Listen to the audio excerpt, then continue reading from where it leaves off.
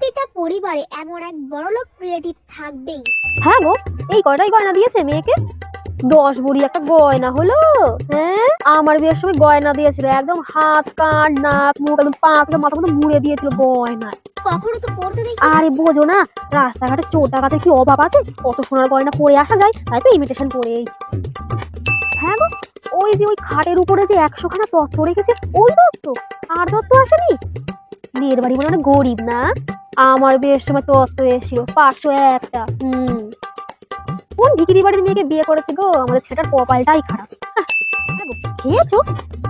না না, মেন কোর্সের কথা বলছি, পকোড়ার কথা বলেছি। পকোড়া খেয়েছো? পকোড়ার মধ্যে কেমন একটা গন্ধ না, মনে হয় বাসি মাংস দিয়ে বানিয়েছে। আরে আমাদের তো রিলেটিভ, আমরা জানি এটা যে কি কিপ্টের কিপ্টে। ওই বাসি মাংস নিয়েছে বলে মনে হয় 50% ছাড়ে পেয়েছে, ওই দিয়েই পকোড়া ভেজে দিয়েছে। আমি সেই বড় বংশের মেয়ে, বুঝলে, খাবার দাবার আমি জিভে ঠাকালে বুঝতে পারি কোনটা বাসি আর কোনটা টাটকা। হ্যাঁ গো, ওই মেয়ের পাশে যে একটা ছেলে দাঁড়িয়ে রয়েছে কালো কোট পরে, ক্যামেরা নিয়ে কি করছে গো? কে হয় ছেলেটা ওর?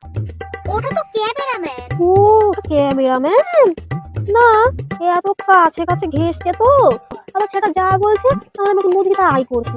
আমি ভাবলাম আমার প্রেমিক প্রেমিক কিনা, তাই। হ্যাঁ গো দিদি, এই মেয়ের বাড়ির লোকগুলো কেমন জানি একটু ছেকেলে ধরনের না।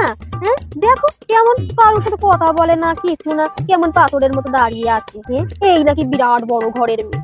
দিমাগ, বুঝলে, দিমাগ। আমরাও তো ছেলে পক্ষ, হ্যাঁ, আসুক না একবার কথা বলতে, দেখো একদম কথা শুনিয়ে দেবো।